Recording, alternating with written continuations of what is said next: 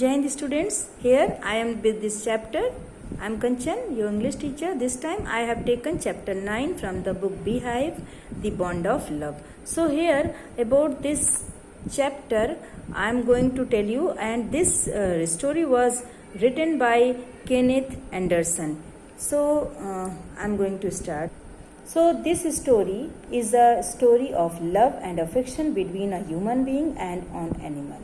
So once the narrator finds an orphaned sloth bear and gives him to his wife, and then as time passes, the narrator's wife and the baby bear share a great bond of love and affection. The bear grows big and needs an open and big space to live, so they decide to give him to a Jew. But both of them cannot bear the separation. They worry and do not eat food properly. Hence, the bear is brought back to the narrator's house, and both become happy. Here about, can you imagine love and friendship between human being and wild animals? So here, sloth bears inhabit forested areas, including the tropical rainforest of India and grassland at lower elevation. And sloth bears have very shaggy hair and long muzzles. Using their claws to dig, they can then use their lips to form a tube which can go deep into the ground or into hard to reach areas. So here about this sloth bear, and or into hard to reach areas like dead trees for their food. So their main food is termites. Termite is a kind of insect, and you can hear them suck up their food from several feet away.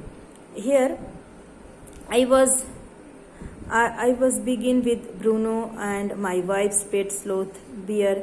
I get him for her by accident. 2 years ago, we were passing through the sugarcane fields near Mysore. People were driving away the wild pigs from the fields by shooting at them. Some were shot and some escaped. So we thought that everything was over when suddenly a black sloth bear came out panting. Panting means hafna in the hot sun.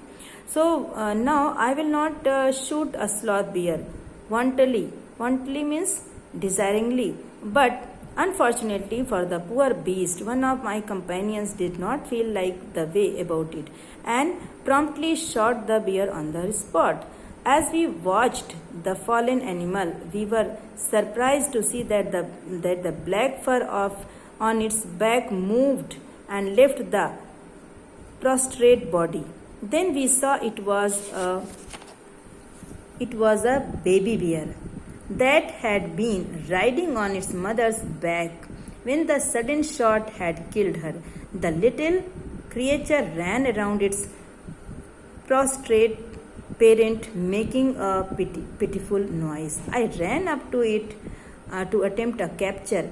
It scooted into the sugarcane field. Following it with my companions, I was at last able to grab it by the scruff of its neck while it snapped and tried to scratch me. Then the author put it and then came it to his house and gifted it to his wife, and his wife had named it Bruno. Bruno soon took to drinking milk like a baby, and in this way he was drinking milk and eating also other things, also vegetables, ingredients, pork and curry and rice ingredients, regardless